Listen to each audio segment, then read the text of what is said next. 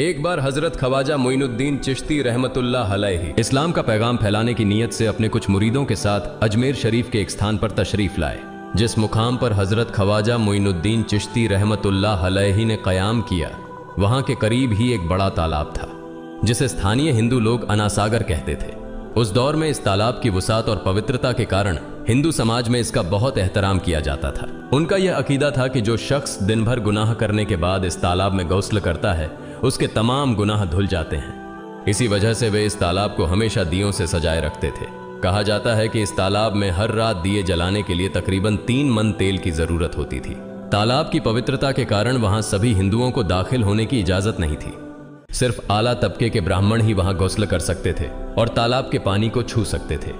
उनका यह मानना था कि अगर ब्राह्मणों के अलावा कोई और तालाब के पानी को छू ले तो पानी नापाक हो जाएगा। हजरत ख्वाजा मोइनुद्दीन चिश्ती रहमतुल्लाह अलैहि और उनके मुरीद लंबे सफर से थके हुए थे।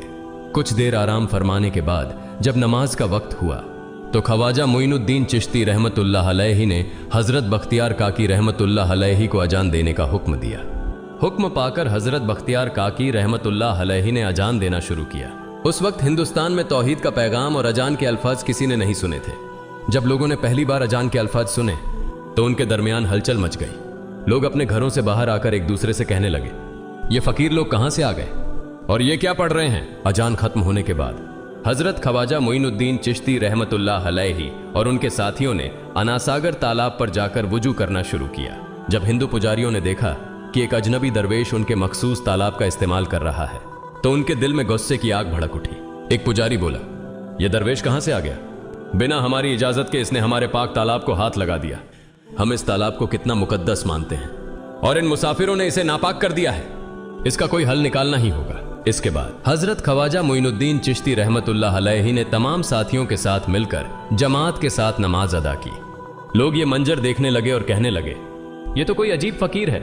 हमारे मंदिरों में सब देवी देवता मौजूद हैं और ये उनकी इबादत न करके किसी नए खुदा की इबादत कर रहा है। अगर मंदिर के बाहर भी कोई खुदा है तो उसे भी मंदिर में रखा जाना चाहिए ताकि लोग उसकी भी पूजा कर सकें। शाम ढलने लगी। शाम होते ही राजा पृथ्वीराज के ऊंटों के चरवाहे अपने ऊंट लेकर उस जगह पहुंचे। इत्तेफाक से हजरत ख्वाजा मोइनुद्दीन चिश्ती रहमतुल्लाह अलैहि उसी जगह पर तशरीफ फरमा थे जहां आमतौर पर राजा के ऊंट आराम किया करते थे। चरवाहों ने देखा कि एक दरवेश का काफिला उनके मुकाम पर आकर बैठा है।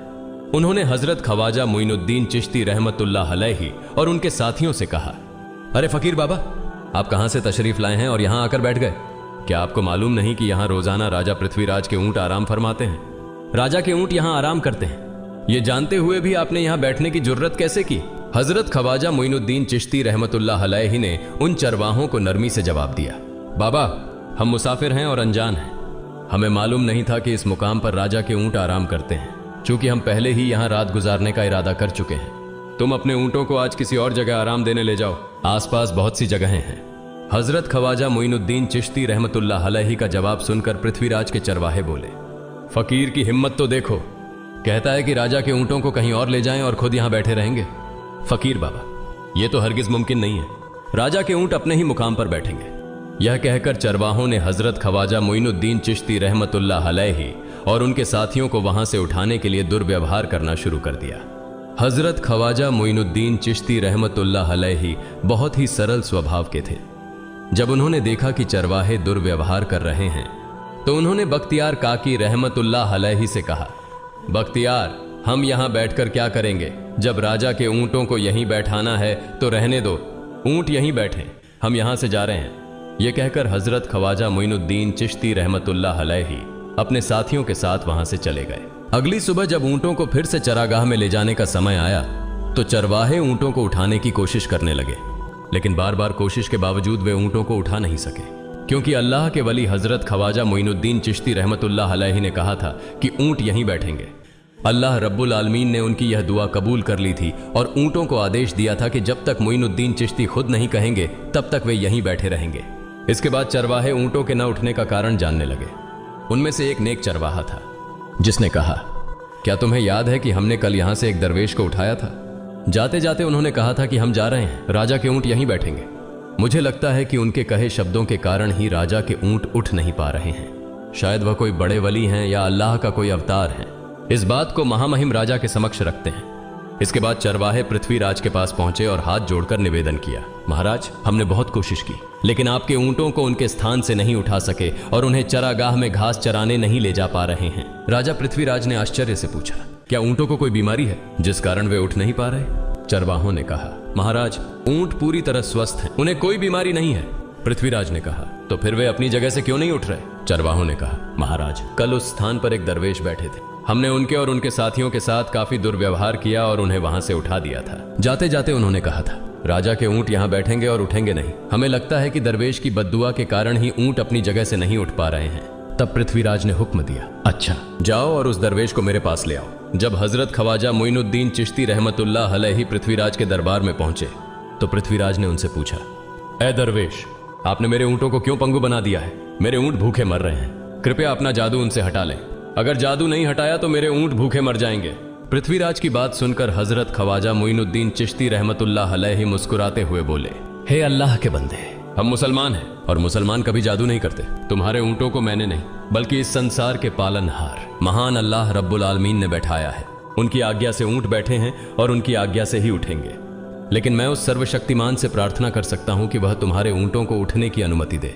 इसके बाद हजरत ख्वाजा मोइनुद्दीन चिश्ती रहमतुल्लाह अलैहि ने अल्लाह से दुआ की, हे अल्लाह, इन ऊंटों को उनकी जगह से उठने की तौफीक दें।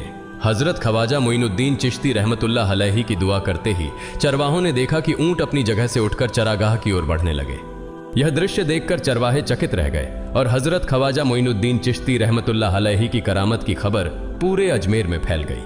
जैसे जैसे हिंदुओं के बीच हजरत ख्वाजा मोइनुद्दीन चिश्ती रहमतुल्लाह अलैहि की करामत की बातें फैलने लगीं और इस्लाम की महानता उनके सामने प्रकट होने लगी, मंदिर के पुजारी भयभीत हो गए। वे सोचने लगे, अगर यही चलता रहा तो सभी हिंदू मुसलमान बन जाएंगे। तब वे पृथ्वीराज के पास पहुंचे और निवेदन किया, महाराज, ये दरवेश हमारे राज्य में अशांति फैला रहे हैं। यदि आपने अभी इनका कोई उचित समाधान नहीं निकाला तो ये दरवेश सभी हिंदुओं को मुसलमान बना देंगे और तब हमारे देवताओं की पूजा करने वाला कोई नहीं बचेगा। आप इन्हें यहां से भगा दें, नहीं तो ये हमें यहां से बाहर निकाल देंगे। महाराज, हम आपको एक और भयावह बात बताना चाहते हैं। ये दरवेश कहते हैं कि जिन मूर्तियों की हम पूजा करते हैं वे पूजनीय नहीं है। उनका कहना है कि ये केवल निर्जीव पत्थर है जिनमें कोई शक्ति नहीं है। ये साधारण लोगों को इस तरह की बातें बताकर भ्रमित करना चाहते हैं। सबसे आपत्तिजनक बात यह है कि ये दरवेश हर दिन 5 बार हमारे पवित्र तालाब में हाथ लगाकर उसे अपवित्र कर रहे हैं।